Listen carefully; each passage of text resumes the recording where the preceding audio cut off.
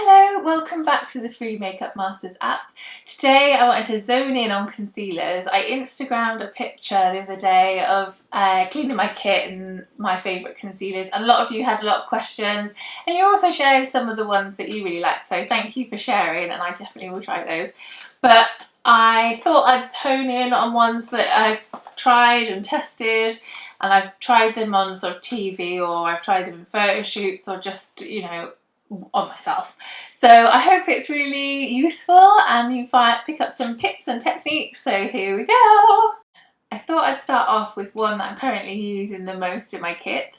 So it's the NARS Radiant Creamy Concealer. So it does what it says on the tin basically. It is a really sort of luxurious creamy consistency. I don't know if you can sort of see on the back of my hand. It doesn't look dry or cakey under the eyes, but it does give an amazing coverage. I would always sort of set it with a little bit of powder afterwards just to lock it in place, but it does give you an amazing coverage and a really pretty finish. Anytime when I use concealers, I try not to overload it all the way around. I just concentrate it right in that area there and then diffuse the rest of it out so it's not thick here, because that's where it really tends to gather if you've got too much. So if you ever find it creases, just that is where you normally need the most coverage. So try and focus it in there and then diffuse the rest out. But yeah, so I'd say this concealer, I'm digressing, but yeah, this NARS concealer, that works really well on a lot of different skin tones, but especially sort of a mature skin or a slightly dehydrated skin. So it's going to give you that lovely coverage around the eyes. The next one I wanted to talk about is an oldie but a goodie. It's something that I've used in my kit for over 10 years and I don't see many people using it anymore, but I do really still like using it, because especially when it comes to blanking down the eye, ready for sort of an eyeshadow base or something that's not too creamy and it's not going to make it greasy. I really like that, and it still photographs well. It can look a tiny bit dry if you do have really dehydrated eyes, because it's the sort of more satin to matte finish. It's a medium full coverage and you can use it all around the face. One downside I'd say is sometimes when I'm using it on myself, if I use it on the rest of my face, I can get spots. So I tend to mainly use it on people just around the eyes. So something that's going to be fairly long wearing and give you a reasonable coverage that doesn't tend to crease too much. But give it a go, try a bit on your hands. And MAC, they tend to be really good, so they put some on you and test it out. I have got a lot of MAC concealers because I worked for them for over 10 years and I worked on their events team doing all their like celebrity appointments and like I'm name dropping, but you know what I mean. I did all that stuff through them. So a lot of it is MAC, so I thought I'd talk about another MAC one, which you've probably seen a bit more. It's a little bit more of a newer formula and it tends to get used a bit more. It's the Pro Longwear Concealer. So again, the clue's in the name. It does really stay on well. It gives a medium full coverage.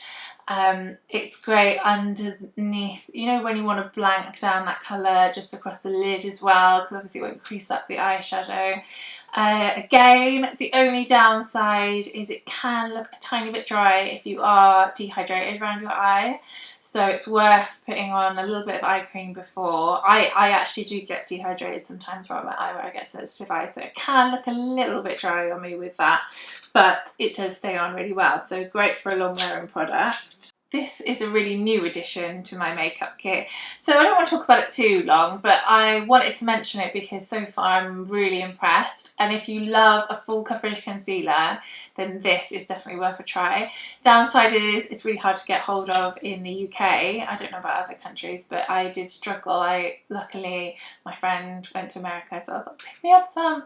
But it's beautiful because it's full coverage, it's creamy, it doesn't look dry, it works amazingly using just a tiny bit and buffing it out with a beauty blender. I just want to show you, like, when you first get it I was like, oh, it's not coming out, is it dried out? But where it's such a thick consistency, you only need the smallest amount. I don't know if you can see how thick and amazing coverage it is.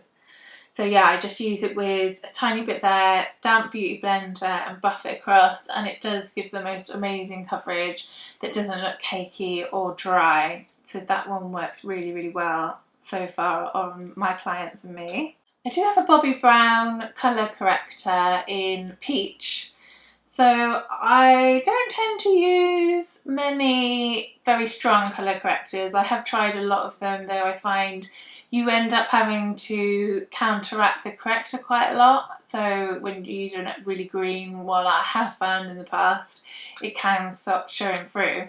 But this one, especially if you get sort of dark pigmentation and on slightly sort of deeper undertone skin, if you get sort of pigment around your mouth or any little areas like that and you just want to counteract them, the warmth of this, where it's opposite sort of blue tones on the colour wheel, where it's a little bit orange, it will just knock them down without being too strong, where it's more like a peachy undertone. The only problem I find with this is don't want to go mad around the eye places where there's movement, because it's so creamy it can crease, so that's something to be aware of. I thought I'd mention as well the RCMA palette, which is sort of a foundation and concealer mixing palette. Mine's a bit grubby because I've obviously been using it and I forgot to do it before this, but it's I liked the shade selection because you've got the sort of pinky and the more yellow based one, and then you've got really white, even like light one there, just to sort of be able to really brighten up the skin. The reason I was drawn to it is it's meant to be really good for HD work, so it's really undetectable. I still don't use it that much in my kit though, so if you've got any tips for me, if anyone really loves it and you use it in a specific way, I'd love to hear about it, because I've heard good things about it, but the only thing is it's like a really waxy consistency. You need to warm it up quite a bit before you use it to get a good payoff. It was undetectable when I've used it in the past, so it is good because it's going to work well without being really noticed. But yeah, for some reason I don't use it. I still use, which I will talk about last but not least, I probably still use the MAC Studio Finish Concealer the most instead of that. I don't know if it's just because I've used it for so long, but the thing I really like about the Studio Finish is it's really creamy. You just need a tiny little bit, you can work it in, with your fingers, blend it with a beauty blender, and you're going to get amazing coverage, but it doesn't look too cakey even though it's a full coverage concealer. Great for if you're trying to cover tattoos. I tend to layer a bit, powder, layer, make it like a little cake, and then tend to hairspray it because it does a plasticky coat over the top. But I will do a specific tattoo covering if you want to hear it more in depth. But yeah, I really like it for that. And then they also, so this is actually just these little individual ones melted down just because it's easier to get to, which is the Studio Finish Concealer, which is that slightly thicker consistency. They also do, for makeup artists, the Pro Conceal and Correct palette, and I have it here just two. This is the light one and then this is the medium one. So it does have two colour correctors and also two of the regular shades that you can mix in together, which is amazing either if you got a few different areas of sort of discoloration on your face and you want to mix and you want to get the perfect colour, or just for a makeup artist. It's incredible. I think it's slightly less coverage than the Studio Finish Concealer, but it's a beautiful finish and it does stay well as long as you set it properly.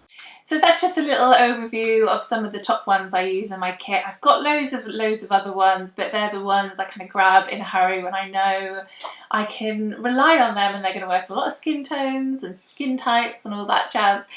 Please let me know if there's a concealer you love, because I am always after the Holy Grail. Thank you so much for watching and see you very soon. Bye!